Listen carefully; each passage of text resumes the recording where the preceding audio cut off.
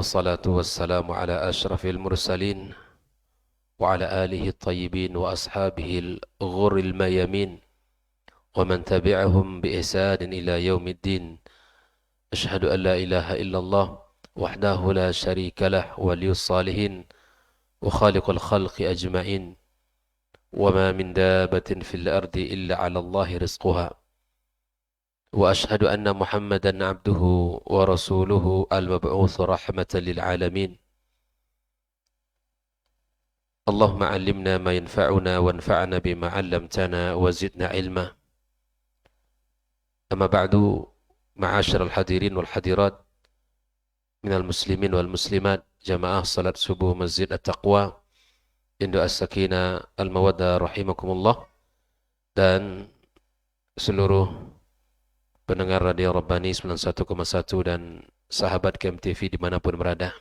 Alhamdulillah, kita senantiasa bersyukur pada Allah Subhanahu wa Ta'ala atas nikmat yang telah Allah berikan kepada kita semuanya. Mudah-mudahan kita sebagai hamba Allah bisa senantiasa menggunakan nikmat-nikmat tersebut untuk meniti sebuah jalan keridhaan Allah Subhanahu wa Ta'ala, jalan keimanan, jalan ketakwaan, dan jalan keistiqamahan di atas agama yang mulia ini. Kita berharap kepada Allah Subhanahu wa Ta'ala kita dalam keadaan beriman kepadanya sampai kita menemuinya. Kemudian kita mengucapkan salawat dan salam untuk kekasih kita sallallahu alaihi wasallam. Mudah-mudahan kita semua mendapatkan syafaatnya pada hari kiamat kelak. Ma'asyiral hadirin wal hadirat rahimakumullah. Pagi ini kita akan memulai membaca syarah Al-Adab Al-Ashrah, ya, penjelasan tentang 10 adab harian kita. 10 adab yang ditulis oleh Syekh Saleh Ibn Abdullah Ibn Hamad Al-Utsaimin, salah seorang anggota kibar ulama dan pengajar di dua tanah suci. Semoga Allah Subhanahu wa Ta'ala mengampuninya dan mengampuni kedua orang tuanya dan mengampuni seluruh dosa masyayikh dan para gurunya dan dosa seluruh kaum muslimin dimanapun berada. Di awal kitab ini beliau mengatakan qala al-musannifu wafaqahullah. Pengarang kitab ini berkata, semoga Allah Subhanahu wa Ta'ala berikan taufik kepadanya, mengawali dengan bismillahirrahmanirrahim. I'lam hadani Allah wa iyyaka li ahsanil akhlaqi anna min a'zamil adabi asyratan. I'lam artinya ketahuilah. Kemudian dia mendoakan semoga Allah Subhanahu wa Ta'ala memberi kepada saya dan kepada kita, kepada kalian, akhlak yang baik, bahwa sesungguhnya di antara adab yang agung itu ada 10. Di sini kita lihat bahwa pengarang kitab ini memulai tulisannya dengan basmalah. Ini sebagai bentuk mengikuti sunnah Rasulullah sallallahu alaihi wasallam, di mana Rasulullah setiap kali menulis suratnya yang dikirim kepada para raja, dan apapun yang ditulis oleh Rasulullah SAW, maka dimulai dengan al-basmalah. Ini pelajaran bagi kita ketika kita ingin menulis dalam kehidupan kita, baik itu pelajaran ataupun catatan-catatan kita, apapun namanya, maka hendaklah kita memulai dengan al-basmalah. Kemudian beliau memulai dengan mengatakan anna min a'zamil adabi asyratan. Dan sesungguhnya di antara adab yang agung itu ada 10. Sesungguhnya adab itu sangat banyak. babnya sangat berbeda-beda. Adapun yang ditulis oleh beliau di dalam risalah ini ada 10. Disebutkan 10 karena memiliki keagungan, memiliki keutamaan, memiliki kelebihan-kelebihan dan sangat memiliki keutamaan dibandingkan dengan yang lainnya. Beliau di sini mengkhususkan 10 saja, bukan berarti membatasi dalam adab yang baik itu hanya 10, bukan. Tetapi dia menyebutkan 10 dikarenakan memiliki keutamaan dan keagungan berdasarkan beberapa dalil-dalil yang telah disebutkan oleh Rasulullah sallallahu alaihi wasallam. Beliau kemudian mengatakan bahwa 10 adab ini memiliki keagungan dikarenakan 2 hal. Yang pertama, al-i'tina'u biha syar'an. Dia diperhatikan oleh syariat. Fadalailu syar'i mutakathiratun fi bayanil ahkamil muta'alliqati bitilkal adabil asyrah. Dalil-dalil syariat sangat banyak yang menjelaskan tentang hukum yang berkaitan dengan adab ini. Beliau menjelaskan adab yang 10 ini dikarenakan adanya dalil-dalil yang menyebutkan tentang keutamaan adab-adab tersebut. Yang kedua, kata beliau, kathratu wuqu'iha wa isti'maliha 'urfan, karena adab-adab ini sangat sering dipakai dan dilakukan secara uruf di tengah-tengah kita. Fa inna minal jari bainan nasi ittiba'u hadhil adab. Banyak orang yang melakukan dari manusia adab-adab yang disebutkan ini. Walikathrati ruwaji ma yata'allaku biha minal ahwali fi yaumi ahadim wa lailati. Dan banyak sekali orang yang mengerjakannya, baik itu di siang hari maupun di malam harinya. Artinya 10 adab ini adalah sudah menjadi kebiasaan kita, sudah menjadi bagian dari kehidupan kita yang tidak terlepas seseorang dari 10 adab yang akan disebutkan ini. Ikhwani wa akhwati fiddin, hafizakumullah wa ra'akum. Adab itu terbagi kepada 2. Adab secara ditinjau dari syariat, dan adab diambil dan ditinjau dari secara uruf. Fal mahmudat syar'iyyah wal 'urfiyyah tusamma adaban. Sesuatu yang terpuji yang dilakukan secara syar'i dan uruf disebut dengan adab. Jadi apapun yang kita lakukan ya, dari syariat didukung oleh dalil, kemudian dan itu adalah sesuatu yang ada dalam kehidupan kita, maka dijamakan dengan adab. Dan hakikat adab itu adalah khisalul khair, adalah perkara-perkara yang baik. Adab itu hakikatnya adalah sesuatu yang menunjukkan kebaikan. Maka disebutlah orang yang melaksanakan kebaikan itu dengan mu'addab. Orang jika kita lihat dalam kehidupan dia, Masya Allah memegang syariat, kemudian adab-adab itu dijadikan bagian dari kehidupan yang tidak terlepas darinya, maka kita sebut orang ini mu'addab. Orang ini beradab. Ketika dia bertemu, mengucapkan salam. Ketika dia bertemu dengan saudara, dia senyum. Ketika makan, dia mengawali dengan basmalah. Apapun yang dilakukan dalam kehidupan kita ini, maka tidak terlepas dari adab-adab yang mulia ini. Maka jika dia berpegang teguh dengan adab-adab tersebut, maka dia sebut seorang mu'addab, orang yang beradab. Wa yusaf bi annahu dzu adab, dan disifati dengan dzu adabin, laki-laki yang memiliki adab. Orang yang menjaga nilai-nilai kebaikan itu dalam kehidupan disebut dengan laki-laki yang beradab. Siapapun di antara kita pasti menginginkan disebut orang yang beradab. Baik kepada diri kita, kepada saudara-saudaranya, dan kepada Allah Subhanahu wa ta'ala. Maka kenapa disebut din mu'addab? Lianna dzalik istima' khisalul khairi fi. Karena pada dirinya terkumpul nilai-nilai kebaikan itu.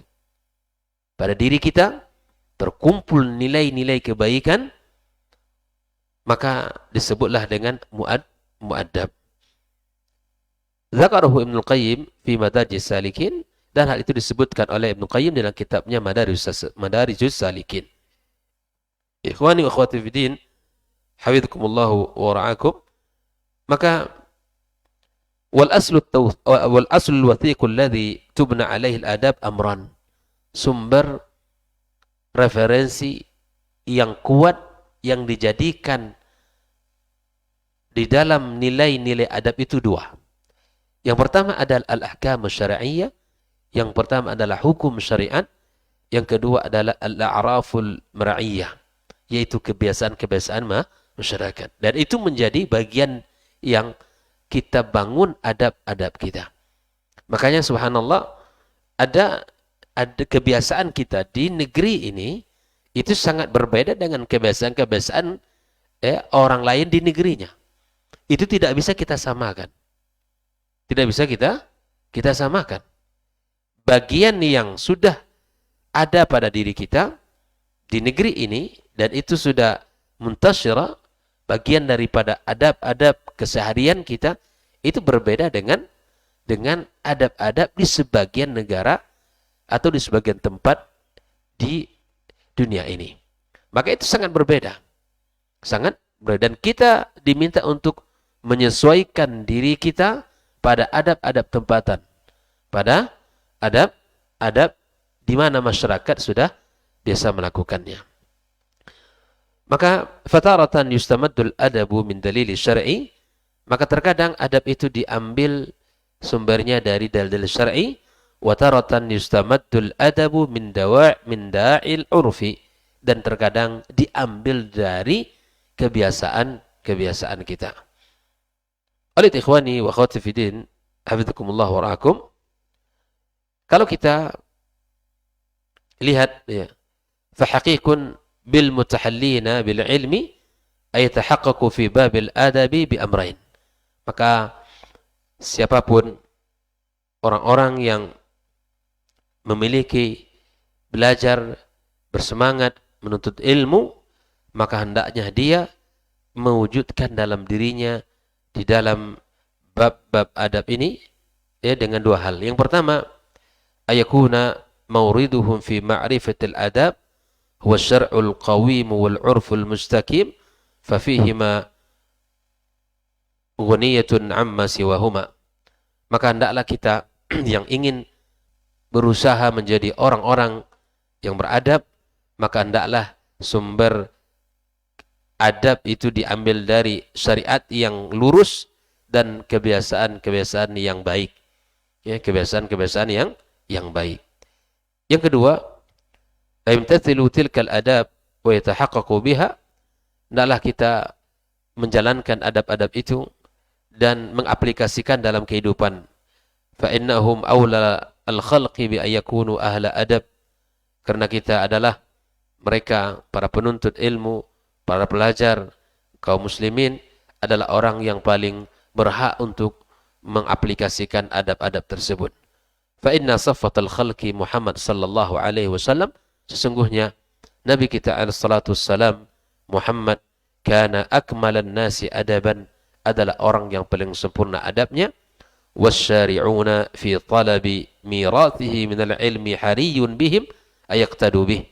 Dan orang-orang yang mencari warisan Nabi sallallahu alaihi wasallam yang menuntut ilmu, maka mereka adalah orang yang paling pertama untuk bisa menjalankan adab-adab tersebut dan mengikuti Rasulullah sallallahu alaihi wasallam. Fayatahallau bihadihi wa khuluqihi wa adabihi sallallahu alaihi wasallam. Dan hendaklah kita atau mereka siapapun, hendaklah kita semuanya mengikuti petunjuknya, mengikuti akhlaknya dan adabnya sallallahu alaihi wasallam. Ikhwani wa akhwati fiddin. Kemudian qala al-musannifu wafaqahullah, Pengarang kitab ini kembali melanjutkan, al-awwalu, yang pertama, idza laqita musliman fasallim alaihi. Ini adab yang pertama yang mesti kita jaga. Jika engkau bertemu dengan seorang muslim, fasallim alaihi, hendaklah engkau mengucapkan salam. Ini adab yang mesti kita jaga. Dengan mengatakan, qailan, assalamu alaikum warahmatullahi wabarakatuh. Kita ucapkan, ini kalimat salam yang sempurna. Assalamualaikum warahmatullahi wabarakatuh.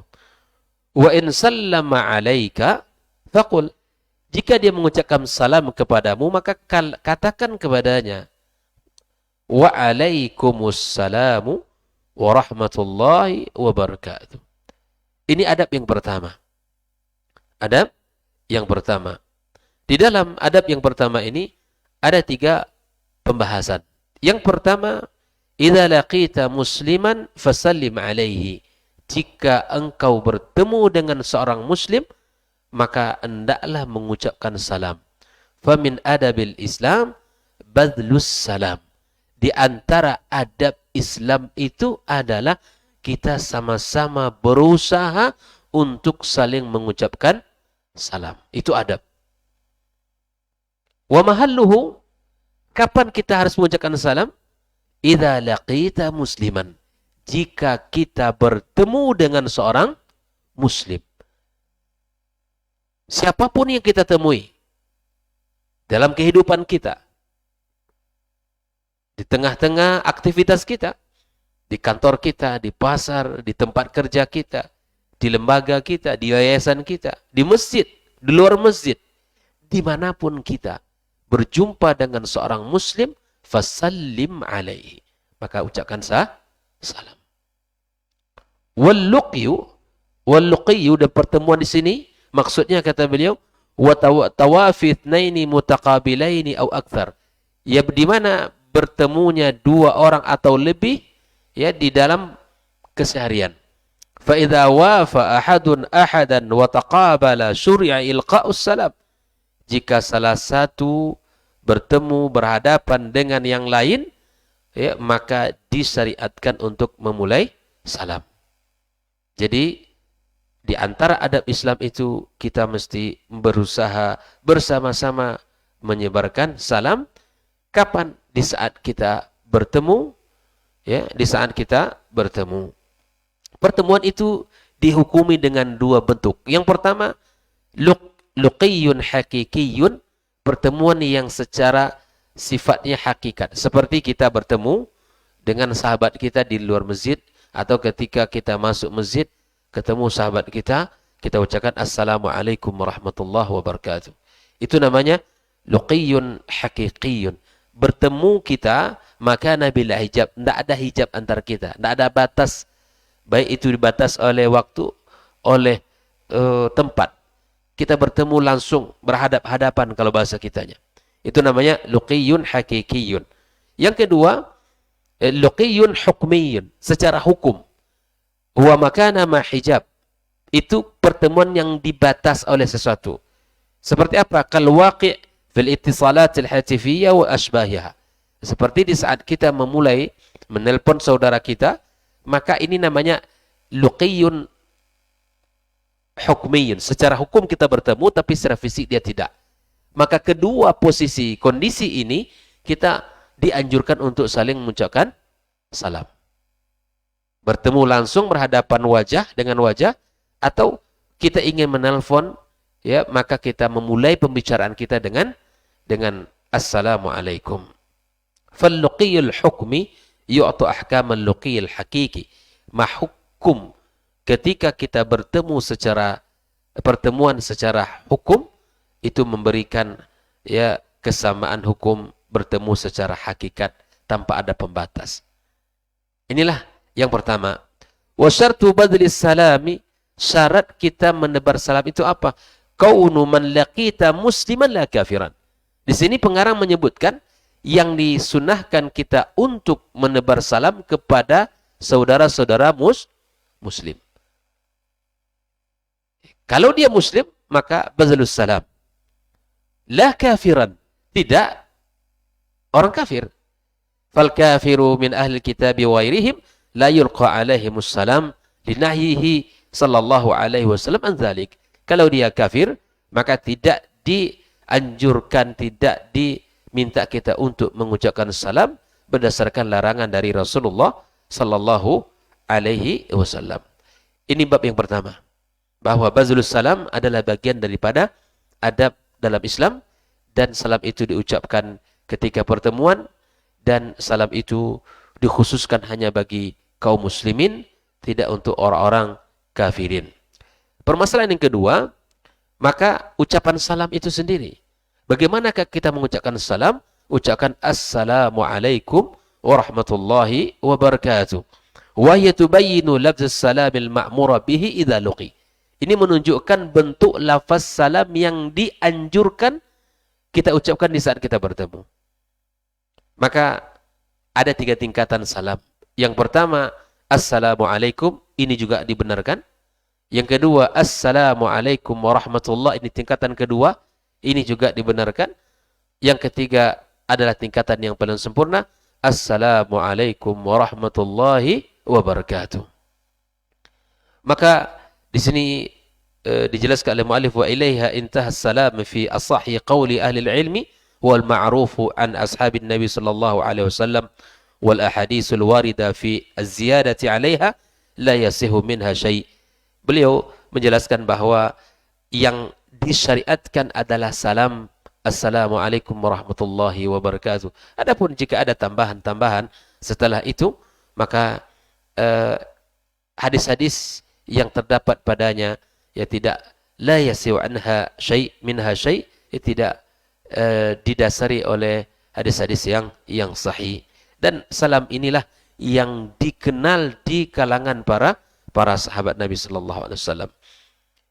Kemudian wa 'alal martabati tsalitsati iqtasara al-musannif targhiban fi tahril kamali fa innaha akmaluhunna. Di antara bentuk salam yang sempurna itu adalah dengan salam mengucapkan Assalamualaikum warahmatullahi wabarakatuh. Fal mulqis salam biha yanalu 30 hasanah. Orang yang mengucapkan salam dengan sempurna itu, maka dia mendapatkan 30 kebaikan.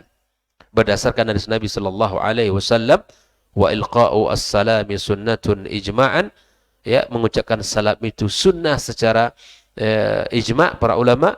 Naqalahu Ibnu Abdul Barr wa ghairuhu. Ibnu Abdul Barr juga menyebutkan dan yang lainnya juga menyebutkan, fa yustahabbu liman laqiya musliman ayyulqi alaihi salam, maka dianjurkan, disunnahkan bagi setiap yang bertemu untuk mengucapkan salam. Subhanallah, ini adalah adab yang sangat mesti kita jaga dalam kehidupan kita. Ya, jangan kita bosan untuk mengucapkan salam. Jangan pernah kita sudah ya cukup, tapi senantiasa. Karena pada ucapan salam ada doa, dan pada doa itu ada 30 kebaikan yang kita peroleh. Maka kita sebagai seorang muslim, baik itu dalam menelpon ataupun di dalam mengirim pesan singkat, ya, di dalam WA kita, pesan-pesan singkat, saya ingatkan kita bahwa agar sempurna di dalam menulis Assalamualaikum. Tidak cukup kita menulis ASS WRWB. Ini singkatan yang mungkin secara makna kita memahami dia adalah ucapan salam. Tetapi alangkah baiknya kita menulisnya Assalamualaikum. Paling tidak kita memakai tingkatan yang paling sedikit mengucapkan salam itu Assalamualaikum. Tulis. Jangan mengucapkan, jangan ditulis ASS WRWB atau Askum atau Mekum. Macam-macam. Banyak istilah-istilah yang dibuat hari ini. Dan alhamdulillah hari ini sudah banyak tulisan Assalamualaikum. Tinggal kita pindahkan sehingga itu sempurna. Kenapa? Karena kita ingin pahala. Yang kedua, karena kita mengikuti sunnah Rasul. Sunnah Nabi kita SAW. Lebih baik kita bersabar menulisnya dan dapat pahala daripada kita cepat-cepat menulis lalu kita tidak dapat pahala. Ya. Maka tulislah Assalamualaikum. Sempurnakan tulisan itu. Sempurnakan tulisannya sehingga kita mendapatkan pahala. Lalu masalah yang ketiga ikhwani dalam pembahasan pagi ini adalah wa in sallama alaika faqul wa alaikumussalam warahmatullahi wabarakatuh. Jika kita diucapkan salam maka sebagai saudara yang diucapkan salam hendaklah kita mengatakan menjawab wa alaikumussalam warahmatullahi wabarakatuh. Jadi kita di dalam mengucapkan salam ada pahala yang sangat banyak dari Allah Subhanahu wa taala. Namun jika kita mencukupkan law iktasara ala awwali jaza. Kalau kita hanya cukup assalamualaikum itu dibolehkan. Wa kadza law iktasara ala dzikir rahmah ma'ahu. Atau kita tambahkan waalaikumsalam warahmatullah pun boleh. Wa atammuhu sempurnanya kalimat salam itu dengan menyebutkan 3 tadi. Assalamualaikum warahmatullahi wabarakatuh. Faraddus salam lahu maratib thalatha ka maratib ilqa'is salam. Sebagaimana mengucapkan salam itu ada 3 tingkatan, pun menjawab dengan boleh dengan 3 tingkatan salam tadi itu. Tetapi sempurnanya dengan mengucapkan ketiga tersebut. Kalau tadi adalah mengucapkan salam itu sunnah, tapi kemudian waraddus salami ala man ulqi alaihi wajibun ijma'an. Kalau tadi adalah mengucapkan salam itu memulainya adalah sunnah, tapi menjawab salam itu adalah wajib. Ini perhatikan baik-baik. Dan ini dinukil oleh Ibn Abdul Bar dan yang lainnya. Wa mahallu wujubihi man ulqi alaihi duna ghairi. Kalau itu disampaikan kepada kita, maka wajib bagi kita untuk menjawabnya. Maka nanti ada hukum bagaimana kalau salam itu disampaikan kepada jumlahnya lebih dari 2 atau 3 orang. Maka itu nanti pembahasannya ada bahwa boleh salah satu di antara mereka untuk menjawab.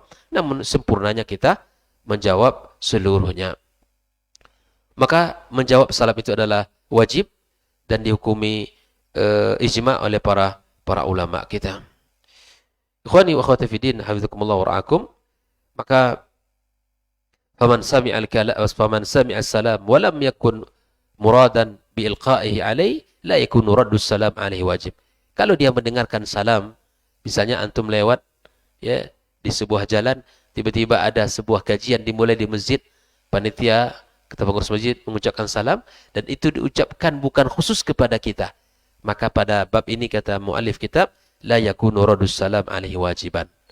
Ya, misalnya kita lewat nih, Mbak Yogi, lewat tiba-tiba ada MC atau sambutan dari pengurus mulai salam, maka bolehkah kita menjawab? Boleh, tapi hal itu tidak wajib bagi kita. Nah, oleh kerana ikhwani wa akhwati fiddin, hafizakumullah wa ra'akum, inilah adab yang pertama yang mesti kita jaga dalam kehidupan kita dengan senantiasa mengucapkan salam antar sesama kita karena dia bagian daripada sunnah Rasulullah sallallahu alaihi wasallam yang mesti kita jaga.